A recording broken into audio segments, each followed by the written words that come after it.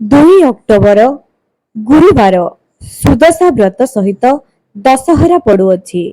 ତୁଳସୀର ମଞ୍ଜିର ଏହି ଚମତ୍କାରୀ ଉପାୟ ଆପଣଙ୍କୁ କରିବ କୋଟିପତି।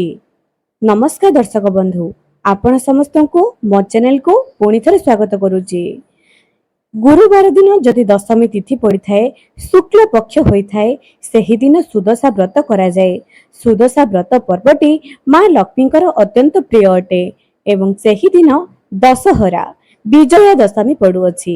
ସେହି ଦିନ ଅନ୍ୟାୟ ଉପରେ ନ୍ୟାୟର ବିଜୟ ପ୍ରାପ୍ତି କରିଥିଲେ ମା ଦୁର୍ଗତି ନାଶିନୀ ମହିଷାସୁରର ବଧ କରି ଏହି ଦୁନିଆରେ ଗୋଟିଏ ଉଦାହରଣ ଦେଇଥିଲେ ଯେ ଯେବେ ଯେବେ ପାପର ଭାରା ବଢିଯାଏ, ସେହି ସମୟରେ ମା ଦୁର୍ଗା ଏହି ଧରାପୃଷ୍ଠରେ ନିହାତି ଅବତରଣ କରିଥାନ୍ତି, ନିଶ୍ଚୟ ଆବିର୍ଭାବ ହୋଇଥାନ୍ତି ସେହି ଅନ୍ୟକୁ ସଂହାର କରିବା ପାଇଁ।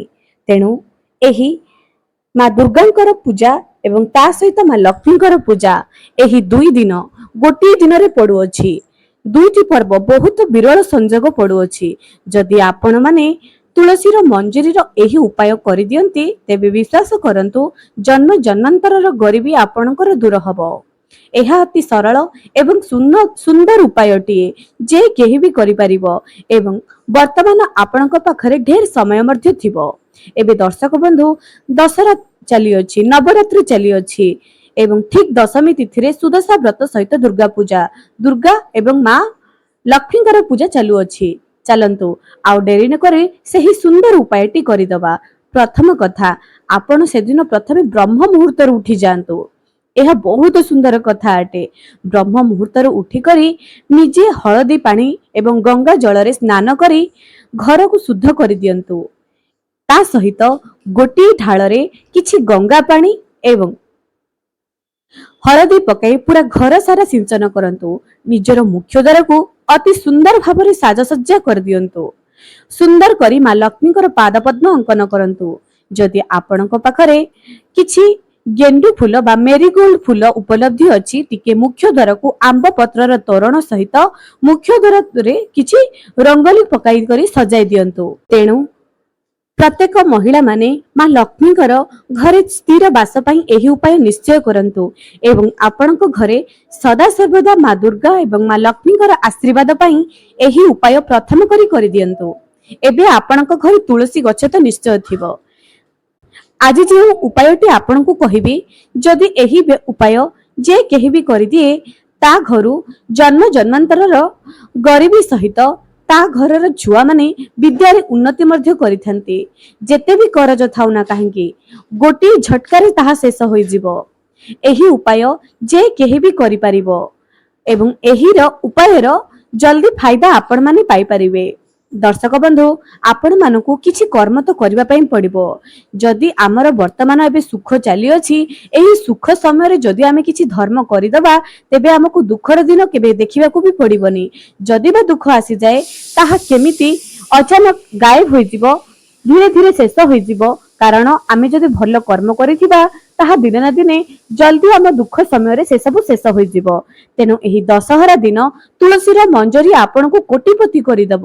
ଜମା ବି ହାତ ଛଡା କରନ୍ତୁ ନାହିଁ। ଆପଣ ଏହି ଦଶହରା ଦିନ ଗୋଟିଏ ସୁନ୍ଦର କାମ କରିବେ। ଯଦି ଆପଣଙ୍କ ପାଖରେ ସମ୍ବଳ ଅଛି, ତେବେ ଗୋଟିଏ ଗରିବ ବ୍ୟକ୍ତିଙ୍କୁ ଖାଦ୍ୟ ନିହାତି ଦିଅନ୍ତୁ ଏବଂ ଗାଈ ଯାହା ଦେହରୁ କି 33 କୋଟି ଦେବୀ ଦେବତା ବିରାଜମାନ, ତାକୁ ନିଶ୍ଚୟ ଖାଇବାକୁ ଦିଅନ୍ତୁ। ଆପଣ ମାନେ ଦେଖିବେ ଯେ ପୂଜା ପାଠ ଠାରୁ କାହାର ଭୋକ ଶୋଷ ମେଣ୍ଟାଇବା କେତେ 100 ଗୁଣାରେ ଫାଇଦା ଆପଣଙ୍କୁ ଦବ। ତା ସହିତ ଚାଲନ୍ତୁ ଏବେ ନଜର ପକାଇବା ଦଶହରା ଏବଂ ସୁଦଶା ବ୍ରତର ଏହି ସୁନ୍ଦର ଉପାୟଟି।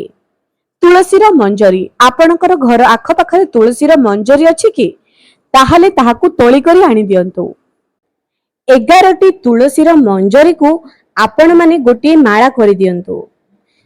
କେଉଁଥିରେ ମାଳା କରିବେ ନା, ଯୋଉ ଧାଗା ବା ମୋଲି, ଯାହାକୁ ଆମେ ରଙ୍ଗ ଏବଂ ହଳଦିଆର ସୂତା ଥାଏ, ଯାହାକୁ ପୂଜା ଦୋକାନରେ ମିଳିଯାଏ, ଆମେ ଯେତେବେଳେ ହାତରେ ବାନ୍ଧୁଥାଉ ସଂକଳ୍ପ ସମୟରେ, ତାହାକୁ ଆଣିଦେବେ। ଆପଣ ମାନେ କଣ କରିବେ ନା, ତାହାକୁ ସେହି ତୁଳସୀର ମଞ୍ଜରୀର 11ଟି ମାଳା ସେଥିରେ ଗୁନ୍ଥି ଦେବେ।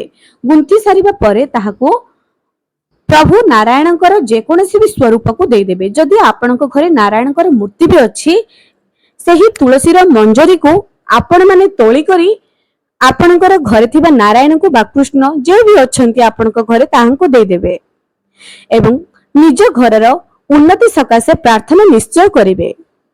ଦ୍ୱିତୀୟରେ, ତୁଳସୀର ମଞ୍ଜରୀ ଯଦି ଆପଣଙ୍କ ଘରେ ଅଛି କିମ୍ବା କେଉଁଠାରୁ ଦେଖୁଛନ୍ତି, ଏହି ଗୁରୁବାର ଦିନ ବା ସୁଦଶା ବ୍ରତ ଦିନ ଆପଣମାନେ ତାହାକୁ ତୋଳି କରି ଆଣି ଦିଅନ୍ତୁ। ଗୋଟିଏ ଲାଲ କପଡାରେ ବାନ୍ଧି କରି ନିଜ ତିଜୋରୀରେ ରଖିଦିଅନ୍ତୁ। ଦେଖିବେ ଆପଣଙ୍କର ଭାଗ୍ୟରେ କିପରି ଉନ୍ନତି ହୋଇ ଆସୁଛି। ଦର୍ଶକ ବନ୍ଧୁ, ଆପଣମାନେ ଯଦି ଏ ପର୍ଯ୍ୟନ୍ତ ଭିଡିଓ ଦେଖିଛନ୍ତି, ମୋ ଚ୍ୟାନେଲକୁ ଯାଆନ୍ତୁ। ଗୁରୁବାର ଦିନ ଗୋଟିଏ ଚୁଟକି ହଳଦୀ, ତା ସହିତ ଗୁରୁବାର ଦିନ ଟଙ୍କାକୁ କେଉଁ ଜାଗାରେ ରଖିଲେ ଧନ ବଢିବା, ସେ ଉପରେ ମୋର 2ଟି ଭିଡିଓ ଅପଲୋଡ ହୋଇଛି।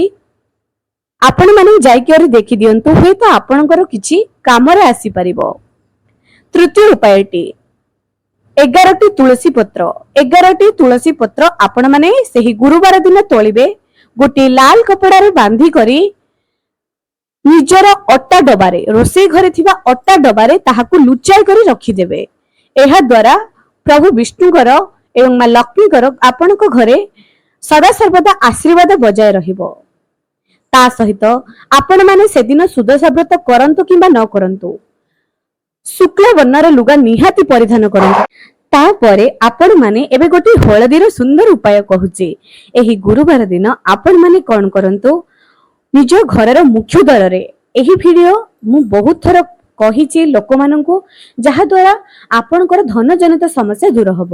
ନିଜ ଘରର ମୁଖ୍ୟ ଦ୍ୱାରର ଠିକ ଡାହାଣ ପଟେ ହଳଦୀର ସ୍ୱାସ୍ତିକ ଅଙ୍କନ କରନ୍ତୁ ଏବଂ ଚାଉଳରେ ହଳଦୀ ମିଶାଇ କରି ଆପଣଙ୍କ ଘରର ପ୍ରତ୍ୟେକ ଏରୁଣ୍ଡି ବନ୍ଧରେ, ଆପଣଙ୍କ ଟଙ୍କା ରଖୁଥିବା ବାକ୍ସ ଉପରେ ଏବଂ ଚାଉଳ ରଖୁଥିବା ବାକ୍ସ ଉପରେ, ଏ ସବୁ ଉପରେ ଆପଣମାନେ ଟିକେ ଟିକେ ହଳଦୀ ଏବଂ ଚାଉଳ ସିଞ୍ଚନ କରିଦିଅନ୍ତୁ। ଏବଂ ପ୍ରତି ଗୁରୁବାର, ସଂକ୍ରାନ୍ତି, ଏକାଦଶୀରେ ଏଭଳିଆ କରିବା ଦ୍ୱାରା ଆପଣଙ୍କର ଧନ ଜନିତ ସମସ୍ୟା ଦୂର ହୋଇଥାଏ ଏବଂ ଧନରେ ବୃଦ୍ଧି ହୋଇଥାଏ। ଏବେ ଆପଣମାନଙ୍କୁ ଆଉ ଗୋଟିଏ କଥା ବି କହିବି, କିଛି ଲୋକ ଏଇଆ ଭାବନ୍ତି ଯେ ଆମେମାନେ ଲକ୍ଷ୍ମୀ ପୂଜାରେ ଅନ୍ୟକୁ ଅନ୍ନ ଦେବା ଦ୍ୱାରା ଆମ ଘରୁ ଟଙ୍କା ଚାଲିଯାଏ, କିନ୍ତୁ ଦର୍ଶକ ବନ୍ଧୁ, ପ୍ରକୃତରେ ଲକ୍ଷ୍ମୀ ତ ତା ପାଖରେ ରହିଥାନ୍ତି ଯେ ସକଳ ଜୀବଙ୍କ ଭିତରେ ନାରାୟଣକୁ ଦେଖିଥାଏ। ତେଣୁ ସଦାସର୍ବଦା ଧର୍ମ କରନ୍ତୁ। ଯେଉଁଠି ଧର୍ମ ଅଛି ସେଠି ଲକ୍ଷ୍ମୀ ନିଶ୍ଚୟ ଆସିବେ। ଧର୍ମ ନିହାତି ଅର୍ଜନ କରନ୍ତୁ, ଲକ୍ଷ୍ମୀ ଆପେ ଆପେ ଆସିବେ। କୁହାଯାଏ ଆପଣଙ୍କ ପାଖରେ ଯାହା ଅଛି ଯଦି ତାହା ଆପଣ ବାଣ୍ଟିବେ ତେବେ ତାହା 2 ଗୁଣ ବଢିବ। ତେଣୁ ଏଭଳିଆ କାମ ସବୁବେଳେ କରନ୍ତୁ। ଲକ୍ଷ୍ମୀ ପୂଜା ହଉ, ଦୁର୍ଗା ପୂଜା ହଉ, ଯେକୌଣସି ପୂଜା ହଉ, ଆପଣ ପୂଜା ପର୍ବରେ ଗୋଟିଏ ନିୟମ କରନ୍ତୁ ଯେ ମୁଁ ଗରିବଙ୍କୁ ଖାଇବାକୁ ଦେବି। କୁହାଯାଏ ନରଙ୍କ ଦେହରେ ନାରାୟଣଙ୍କର ବାସ ଅଛି। ନରଙ୍କ ସେବା କରିବାର ଅର୍ଥ ନାରାୟଣଙ୍କର ସେବା କରିବା। ମନରେ ଏଇ ଭାବନା ରଖି କରି ଦିଅନ୍ତୁ ଯେ ମୁଁ ନାରାୟଣଙ୍କୁ ଖାଦ୍ୟ ଦେଉଛି।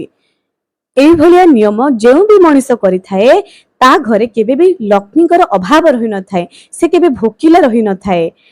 ସିଏ ଯେମିତି ଆଉ କାହାର ପେଟ ପୋଷୁଥାଏ, ତାକୁ ବି ଭଗବାନ କେଉଁ ନା କେଉଁ ରୂପରେ ସାହାଯ୍ୟ କରିଥାନ୍ତି। ତେଣୁ ଏମିତି ଉପାୟ ଆପଣମାନେ ପ୍ରତ୍ୟେକ ଦିନ ବା ପ୍ରତ୍ୟେକ ପର୍ବପର୍ବାଣୀରେ ନିଶ୍ଚୟ କରନ୍ତୁ। ଲୋକମାନେ ଏଇଆ ଭାବନ୍ତି ଯେ ଆମେ ଦବା ଦ୍ୱାରା ଆମର ଟଙ୍କା କ୍ଷୟ ହୋଇଯାଏ, ପ୍ରକୃତରେ ସେଇଆ ନୁହଁ। ତା ସହିତ ଆପଣମାନେ ଯେହେତୁ ଗୁରୁବାର ପଡୁଛି, ମୁଁ ଆଗରୁ ବି ଏଇ ଜିନିଷ କହିଛି ଯେ ପ୍ରତି ଗୁରୁବାରକୁ ଗୁରୁବାର କିଛି 10 ଟଙ୍କିଆ ନୋଟ ଆପଣ କଲେକ୍ଟ କରିବେ, ନିଜ ତିଜୋରୀରେ ରଖିବେ। ପୁଣି ଗୋଟିଏ ଗୁରୁବାର ଆସିବ, ପୁଣି କିଛି 10 ଟଙ୍କିଆ ନୋଟ କଲେକ୍ଟ କରିବେ, ପୁଣି ପୂର୍ବରୁ ରଖିଥିବା 10 ଟଙ୍କିଆ ନୋଟରେ ମିଶାଇ କରି ଚାଲିବେ। ଏମିତି ବାରମ୍ବାର ପ୍ରତି ଗୁରୁବାରକୁ ଗୁରୁବାର ଟଙ୍କା ନିଜ ତିଜୋରୀରେ କେବଳ 10 ଟଙ୍କିଆ ନୋଟ ରଖି ଚାଲିବେ। ଯେତେବେଳେ ତାହା ବହୁତ ଅଧିକ ହୋଇଯିବ, ତାହା ଆପଣ ନିଜ ସ୍ୱାମୀଙ୍କ ପାଇଁ କିମ୍ବା ନିଜ ପାଇଁ ଖର୍ଚ୍ଚ କରିବେ। ଏହି ଜିନିଷ ପ୍ରତି ଧ୍ୟାନ ଦେବେ। ଅନ୍ୟ କାହା ପ୍ରତି ଆପଣ ଖର୍ଚ୍ଚ କରିବେ ନାହିଁ, ନିଜ ପାଇଁ କିମ୍ବା ନିଜ ସ୍ୱାମୀଙ୍କ ପାଇଁ ହିଁ ଖର୍ଚ୍ଚ କରିବେ। ଯଦି ଅବିବାହିତା ଅଛନ୍ତି, କେବଳ ନିଜ ପାଇଁ ହିଁ ଖର୍ଚ୍ଚ କରିପାରିବେ। ପୁଣି ଆଉ ଥରେ ଯେତେବେଳେ ଟଙ୍କା ତ ସରି ଯାଇଥିବ, ପୁଣି ଆଉ ଥରେ 10 ଟଙ୍କିଆ ନୋଟ ଗୁରୁବାରକୁ ଗୁରୁବାର ରଖିବେ। ଏହା ଦ୍ୱାରା ଧନ ଜନିତ ସମସ୍ୟା ଦୂର ହୋଇ କରଜ ଜନିତ ସମସ୍ୟା ଦୂର ହୋଇଥାଏ, ଟଙ୍କାରେ ବୃଦ୍ଧି ହୋଇଥାଏ। ଯେଉଁ ବି ବ୍ୟକ୍ତି ଏ ପର୍ଯ୍ୟନ୍ତ ଭିଡିଓ ଦେଖୁଛନ୍ତି, ଯଦି ଆପଣଙ୍କୁ ବିଶ୍ୱାସ ହେଉନାହିଁ, କରିକି ଦେଖନ୍ତୁ, ନିହାତି କରିକି ଦେଖନ୍ତୁ। ଆପଣମାନେ ଦେଖିବେ ଆପଣଙ୍କର କେତେ ଉନ୍ନତି ହେଉଛି ନିଜ ଜୀବନରେ। ତା ସହିତ ମା ଲକ୍ଷ୍ମୀଙ୍କ ପାଖରେ ଆପଣମାନେ ଆଜିର ଦିନରେ ପଦ୍ମ ଫୁଲ ଅର୍ପଣ କରନ୍ତୁ। ଯଦି ମା ଲକ୍ଷ୍ମୀଙ୍କର ଆପଣଙ୍କ ଘରେ ପିତ୍ତଳର ମୂର୍ତ୍ତି ଅଛି, ତାଙ୍କୁ पंचामृत सहित हळदी जलरे स्नान करांतु एवं शुद्ध वस्त्र परिधान कराई माँ लक्ष्मी को श्रृंगार कराई झुणा धूप दीप नैवेद्य अर्पण करंतु एवं आजिर दिन रे पूजा करंतु किंबा न करंतु सुदशा व्रत जदि आपणको पटे नाही आपण जेमिति कि मिठा खेचोड़ी एसबु करी माँ को आज भोग दियंतु निहाती करंतु किछि पर्व पर्वाणी दिन रे घरे किछि भलो निजे रोषेई करी माँ को खाइबा को दियंतु निज घर ठाकुर को खाइबा को दियंतु किछि पर्व पर्वाणी रे एहा द्वारा कोन होइथाय ना आपण को रोषेई घरे केबे भी अभाव लागि रहि न तेबे दर्शक बंधु आजिर भिडियोटी आपण को किपरि लागिला कमेंट सेक्शन रे निहाती जणांतु आज पई रहुची पुणी देखा हेबो आगामी एक सुंदर भिडियो रे।